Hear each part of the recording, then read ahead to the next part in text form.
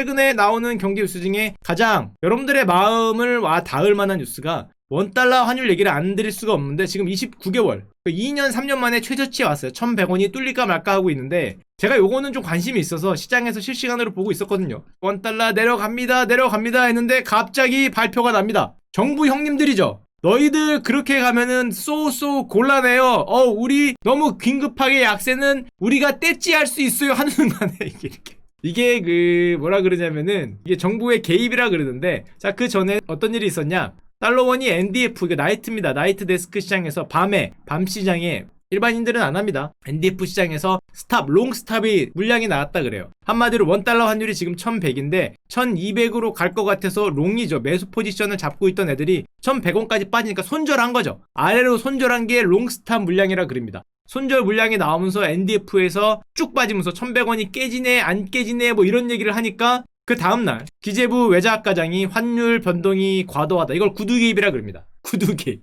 이거 한번 보신 분들은 아는데 시장에 있으면은 갑자기 원달러가 조용히 있다가 기재부 외자학과장님이 환율 변동 과도하다 이렇게 올라가요. 야 여기서 개길 수는 없잖아. 정부에 개길 수는 없잖아요. 정부님이 과도하다는데 갑자기 놀래서 한 10원 정도 올라갑니다. 한 10원 정도 어이 깜짝이야 하고 위로 쭉 올라갑니다. 물론 또 그러다 이렇게 흘러내리는데 인위적 변동 확대에 적극 대응하겠다 이렇게 얘기를 했고요. 이 원달러 환율이 저 말을 듣자마자 장중에 12원이 폭등합니다. 경고가 날라온 거죠. 함부로 개기지 마라. 아래로 개기지 마라. 그게 시장에서 보면은 이게 너무 스케일이 크게 키워서 그런데 여기 잠깐 움찔했던 거는 미국 대선이고요. 불복인가? 시장 골로 가나? 해서 했던 게 위로 올라가는 거고 여기가 이제 구두 개입입니다. 개기지 말아라. 함부로 그렇게 급격하게 내리다가는 정부가 뭔가 개입을 할 수 있다 이런 식으로 이제 말로 하니까 잠깐 올랐는데 이게 좀 심각하다 보니까 경제부총리님도 환율을 언급했고요. 기재부 1차관님도 이제 환율을 언급했는데 이게 우리나라 원달러가 물론 일방적으로 강세로 가는 거 있지만 지금 요즘에 달러가 약해요. 달러 자체가 약세를 보이고 있고 일반적으로 달러가 약세를 보이면은 달러의 반대쪽에 있는 달러의 그림자라고 하는 원자재를 비슷한 자산의 가격이 오릅니다. 구리 같은 경우도 코로나인데도 가격이 오르죠. 코로나인데도 오르는 거예요. 가장 최근에 많이 올랐다고 얘기 드는 게 이런 옥수수. 이게 너무 크게 그려서 그런데 300 초반하던 게 400불이요. 한 30% 넘게 올랐죠. 옥수수 같은 거. 이게 궁금하지 않으십니까? 이 미친 봉은 뭐지? 이게 2010년대에 있던 봉이거든요. 이때 옥수수뿐만 아니라 뭐 밀, 뭐 쌀 다 난리 났던 때가 있는데 여러분들은 기억이 없으시겠지만 이때 700불을 넘어가던 때가 있어요. 이때 세계가 미쳤습니다. 그때 왜 무슨 짓을 했었냐? 바이오 에너지 뭐 이런 거 했어요. 무슨 옥수수나 콩을 떼서 바이오 디젤을 만들겠다. 그러면서 식량을 연료로 쓰기 시작하는 뭐 이런 환경 뭐 이런 소리를 했거든요. 곡물을 태워서 미국 연간 옥수수 생산량 가운데 에탄올을 태워서 뭐 이런 소리를 하니까 갑자기 미국 정부가 밀어주겠다 뭐 이런 소리 하니까 옥수수 값이 꽤 급등을 했어요. 그래도 그러다 말지 않을까 했는데 그때 기후마저 좀 이상하게 돌아갑니다. 곡물 생산량이 감소하겠다 그러고 결정적으로 2010년에 러시아가 밀 수출을 금지하겠다 이런 말을 하면서 저걸 보자마자 사람들이 달려들죠. 어이쿠 곡물 큰일 났네 그러면서 달려들면서 모두 다 곡물 투기 시장에 뛰어드니까 이런 현상이 옵니다. 300불 하던 게 700불, 800불까지 가니까 자 저렇게 되면 어떻게 될 것 같아요? 저 때 무슨 얘기를 하고 있었냐면은 뭐 사상 최악의 곡물값 퍼펙트 스톰이다. 곡물이 미쳤어요. 뭐 역대 경험해본 적 없는 가격 이런 얘기를 했거든요. 그리고 조용히 지나갔을 거라고 우리는 생각하는데 사실은 조용히 안 지나갔습니다. 저렇게 가격이 올라가면은 어떤 일이 벌어질까? 그 얘기를 하기 전에 이 얘기부터 러시아가 그러면은 밀 수출을 안 하는 게 굉장히 큰 일이냐? 큰 일입니다. 러시아는 밀 수출 세계 1위예요. 2016년입니다. 이미 세계 1위예요. 그리고 러시아는 요즘에 나라 상황이 좋아. 얘네는 온난화라 그러면 땡큐야. 아니 전기자동차 왜 사용하는지 모르겠어. 전기자동차 뭐 그냥 좀 이산화탄소 팍팍 좀 뿜고 야 온난화라 그러면 시베리아가 녹잖아. 세상에 야 거기가 풍작이야 지금. 뭐 어때? 중국 화이팅 뭐 이러고 있겠죠. 무슨 테슬라 같은 소리 하고 있네. 지금 뭐 내연기관 좀 사용하고 왜냐면은 여기가 지금 꿈의 농지라 그러는데 곡창지대가 좋아요. 유럽은 날아가도 러시아는 좋습니다. 기후변화 따뜻하게 되니까 안 그래도 얘네가 곡창지대거든요. 러시아 최대 곡창지대가 여기에요. 우리가 흔히 우크라이나 지대가 그렇게 곡창지대를 여기에요. 유럽을 통틀어서 요 프랑스 쪽 빼면은 거의 최대 곡창지대입니다. 근데 기후변화가 오면은 누가 보더라도 아, 야, 이거 꿈이겠지만 설마 뭐 이런 생각을 하는 거죠. 야, 이거 녹아 여기가 녹나 뭐 이런 생각을 뭐 꿈을 꾸고 있는 거니까. 그래서 가끔 뭐 우리나라가 무슨 뭐 포스코 인터가 우크라이나에서 뭐 밀을 수입한다. 아, 도대체 우크라이나에서 왜 수입하냐? 거기가 곡물지대요. 자, 그건 딴 얘기고. 그래서 저렇게 곡물 가격이 오르면 어디가 어려워지냐면 곡물 가격이 올랐을 때 살 수 없는 나라, 가장 약한 나라들이 어려워져요. 경제력이 약한 나라들이 못 사요. 야, 이거 이 정도 올라도 우리나라는 사지. 야, 미국도 사지. 뭐 유럽 나라들이 좀 올랐다고 못 살까? 사지. 비싸질 뿐이지. 경제력이 어려운 나라들은 못 삽니다. 걔들이 먼저 사가는 거. 곡물 가격이 오르면은 거기가 어디였냐? 대표적으로 약한 고리. 물론 아프리카도 있지만 러시아나 소련 쪽에서 많이 사갔던 나라, 거기가 아랍이에요. 아프리카도 물론 죽죠. 근데 아프리카는 이미 죽고 있었기 때문에 사실은 원조에 좀 기대 부르고 있어서 그나마 몰랐는데, 여기는 마음 놓고 쓰고 있다가 싼 가격에 잘 쓰고 있었는데 가격이 2배로 뛰니까 아랍이 난리가 납니다. 그게 2011년도 튀니지 혁명. 튀니지 혁명, 제스민 혁명 그러잖아요. 이게 상점에 먹을 게 없어. 왜 우리 상점에 먹을 게 없고 어제까지 먹었던 빵 가격이 2배에서 3배로 뛰어요? 정부는 뭐 하고 있냐? 하고 보니까 정부가 독재자야. 정부가. 독재자 입장에서는 물음표를 띄우겠죠. 야, 얘들아, 그거 내가 올린 거 아니다. 얘들아, 그거 내가 올린 거 아니야. 저 새끼들이 그걸로 뭐 연료를 만들고, 야, 러시아가 수출을 하다고, 이런 객관적인 과학적인 근거가 있어, 얘들아. 이렇게 아무리 떠들어봐야 독재자야, 물러가라, 이러는 거죠. 우리 빵값 네가 다 먹었지. 뭐 이런 식으로 얘기를, 뭐 맞는 얘기죠. 네가 다 먹은 건 맞지만 이렇게 얘기를 하면서 혁명을 합니다. 혁명이다 이것들아. 그러면서 그때 당시에 우리나라의 전태일 같은, 튀니지 전태일이라고 부르는데, 26세 대학생이 못 살겠다, 나라 어렵다, 이것들아 하고 분신자살하면서 튀니지 혁명이 발생을 하고, 당시에 튀니지 23년간 독재라고 있었던 이 벤 알리라는 독재자가 추방을 당해. 가면서 그랬겠죠. 그 값 내가 올린 거 아닌데 뭐 이런 소리를 했겠지만 어떻게 됐건 추방을 당합니다. 그러면서 이거를 통해서 전 아랍에서 당시에 유명했던 아랍의 민주화 운동이 펼쳐지죠. 우리 빵값 돌려내라 이것들아. 니들 독재했는데 그동안 뭐했냐. 그때 무바라크 이집트 독재자가 날아가고, 그때 카다피 리비아 독재자가 총 맞죠. 총 맞아서 시신으로 발견되고, 벤알리 날아가고, 예멘 알리 압둘라 날아가고, 뭐 줄줄이 날아갑니다. 왜? 우리 빵값 제대로 못했어. 사실은 그 뒤에는 그게 있었지만 아랍의 봄이란 게 옵니다. 물론 이게 뭐 결론적으로 잘 됐냐, 이게 나중에 다시 얘기 드릴게요. 물론 뭐 겨울로 돌아갔네, 다시 독재가 됐네 그랬지만 시작 자체는 2010년에 이제 그런 게 깔려 있겠죠.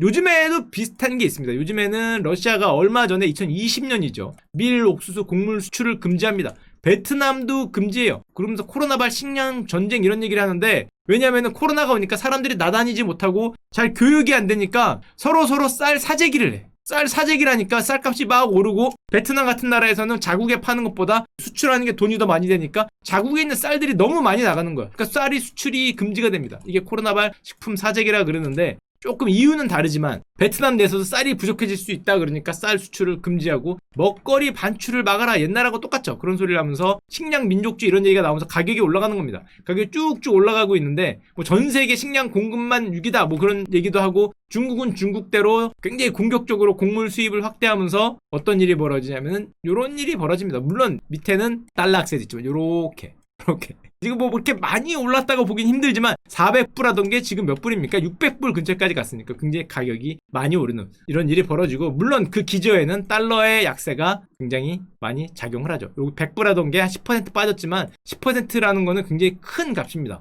통화 입장에서는 전 세계 통화가 일괄적으로 10%가 강해졌다는 소리도 되니까, 금선물 같은 게 그러면서 저렇게 달러가 약세가 되면은 당연히 달러의 반대에 있는 그림자라고 하는 금 가격이 오르고. 자, 그럼 이 얘기를 왜 이렇게 길게 했냐? 금을 얘기하려고 그랬냐? 금 말고 다른 금을 얘기하려고 그랬습니다. 이 얘기 하기 전에 지난번에 제가 요 설명을 잠깐 드렸는데, 마이너스 실질금리 시대되니까 자산가격이 무차별로 오른다. 이게 두 개가 있어요. 첫 번째는 달러가 약세가 되니까 자산가격이 오르고, 마이너스 실질금리. 그때 잠깐 얘기를 안 드린 것 같아서 조금만 얘기 드리면은, 실질금리라는 거는 명목금리와 물가상승률의 차이입니다. 흔히 얘기하는 금리와 물가상승률의 차이인데, 이 물가상승률이 더 높아버리면, 한마디로 대출 금리보다 자산가격 상승률이 더 높아버리면은 모두가 다 대출해서 모두가 다 자산을 산다는 거죠. 대출을 3% 하는데 자산가격이 1년에 7%가 오르면 안 빌려서 사는 사람이 바보니까 모두 다 레버리지를 일으키는 시대가 되고, 그게 이제 자산가격이 무차별 상승이 되고, 요즘에 같은 게 우리나라도 일어나고 있죠. 저거 전 세계적인 현상이긴 한데, 신용대출 너도 나도 받아주고 8월 뭐 가계대출 미쳤고요. 그러다 보니까 신용대출 막아야 된다, 정부가 신용대출 당장 내일부터 막는다 그랬더니 막히기 전에 받자 해서 요즘에 은행이 터져 나가고 있다고 합니다. 대출 받으려고 돈 미리 땡기려고. 왜 미리 땡기겠어요? 미리 땡겨서 딴 거 사면 딴 게 더 많이 오르니까 미리 땡기는 거죠. 신용대출이 지금 막 받느라고 미쳤다 그러는데, 자, 요건 딴 얘기고요. 저렇게 달러가 약세가 되고 저금리가 되고 신용대출까지 봐서 레버러지 일으키고 하니까 여러분들이 좋아하시는, 왜 좋아하시는지 모르겠지만 비트코인이 2017년도 가격의 최고가에 근접을 합니다. 아, 깜짝 놀랐어요. 2천만원, 한 개에 2천만원 시대가 다시 올 줄은 몰랐는데 다시 오고 있죠. 나중에 개미는 뚠뚠 보세요. 거기에 우리 노홍철 아저씨가 아주 훌륭한 구구의 결단을 내립니다. 아, 개미 뚠뚠 훌륭한 프로요. 이게 왜 올랐냐 하면은 그 노홍철 아저씨 때문에 올랐다고 할 수 있어요. 나중에 한번 보시도록 하고요. 1,800만 원을 뚫었다는 것도 옛날 얘기고 2천만 원을 뚫었습니다. 비트코인 is back. 비트코인이 돌아왔다는 건데, 물론 다 돌아온 건 아닙니다. 코인이 수백 수천 개가만 있지만 대표적인 거 1, 2등 하는 것만 올랐어요. 저기 듣도 보도 못한 거는 다 떨어졌는데, 물론 여기서 그 앞광고 잠깐 드리면, 자, 슈카의 더 마스터에서 우리 고란 기자님이 암호화폐에 대해서 저한테 얘기해 준 적이 있어요. 제가 물어봤어요. 왜 이렇게 오르는 거예요? 라고 물어보니까 뭐라고 얘기하신 적이 있는데, 슈카의 더 마스터 가서 보시고요. 검색하면 나옵니다. 최근에 어떤 호재가 많았죠. 예를 들면 페이팔이 비트코인에 결제를 가능하게 한다. 그런데 저건 좋긴 한데 이런 뉴스가 있습니다. 전체 비트코인 중에 결제에 사용되는 거는 20%가 안 된다. 그럼 나머지 80%는 이런 거 아니라는 거죠. 결제에 관심이 없어. 그럼 뭐에 관심이 있냐? 비트코인이 1800만 개가 채굴이 됐어요. 남은 건 300만 개밖에 없어요. 야, 이게 그거랑 똑같잖아. 자, 고객 여러분, 남은 시간 90초 100분에게만 기회를 드립니다. 이거 하고 있다는 거죠. 1800만 개는 이미 나왔고 300만 개뿐이 안 남았어, 얘들아. 게다가 이게 반감기라는 게 있습니다. 너무 많이 나오면은 앞으로 캐면은 나오는 게 절반이에요. 저 300만 개를 향해서는 계속 점점 나오는, 채굴되는 비트코인이 줄어든다는 거죠. 반감해서. 한마디로 이게 뭐예요? 거래나 결제 이거는 모르겠고, 점점 어려운 말로 가치 조작인데 점점 귀해질 거라는 거지. 야, 귀해질 거. 근데 그게 귀해져서 뭐해? 좀 그렇게 생각했어요. 아니, 그게 귀해져서 뭐해? 그랬더니 이렇게 대답을 하시더라고요. 금은 왜 비쌉니까? 그래서 이거 실생활에 사용하잖아요. 금리로도 쓰고. 그게 금이 2,000불이라고 치면은 금 2,000불 중에서 그거 때문에 금 가격이 얼마나 될 것 같아요? 그것 때문에는 한 400불밖에 안 돼요. 나머지 1,600의 차이는 금이 왜 올라갔어요? 귀해서. 사람들이 갖고 싶어서. 똑같다는 거죠. 귀해서. 야, 그게 뭐야. 야, 듣다 보니까 그럴 뜻은 한데, 야, 그거는, 야, 그러면은 옛날에 제가 좋아하는 야구 카드가 있거든요. 미국 메이저리그 베이스볼 카드. 여기서 굉장히 희귀한 카드가 있어요. 4장밖에 안 나왔대요. 이게 막 10억에 거래되고 그랬어. 비싼 건 20억에 거래돼. 똑같잖아요. 그랬더니, 전 농담으로 얘기했더니 실제로 그러시더라고요. 똑같다. 아, 똑같아? 아, 그거였어? 아, 그게 그거였어? 아, 몰랐네. 그게 귀해서? 아, 그래서. 저는 당연히 그건 아닙니다. 이건 달라요. 이거는 미래에 뭐가 있고 세계에 무슨 비전이 있고 그럴 줄 알았더니 똑같대. 아, 그렇구나. 아, 이럴 때는 그래서 여러분들이 너무 한쪽으로 쏠릴 때는 항상 검색을 해보셔야 됩니다. 아, 아니야. 이렇게 너무 일방적으로 나의 사고가 흐를 때는 항상 검색을 해봐야 돼요. 누구를 검색해야 됩니까? 일단 루비니 형을 검색하면 됩니다. 루비니 형을 검색해서 나의 마음을 조금 다스릴 필요가 있어요. 루비니 형을 검색해보면은 일갈을 해주시는 거죠. 그럴 리 없다. 중국처럼 디지털 화폐가 곧 나오는데 민간 발행된 코인은 설 자리가 없다. 좀 마음을 좀 가라앉히고요. 가라앉히고. 비트코인을 제외한 다른 수천 개 코인은 가치가 없고 빠르게 곤두박질 치고 있다. 형, 근데 이건 왜 제외했어, 비트코인은?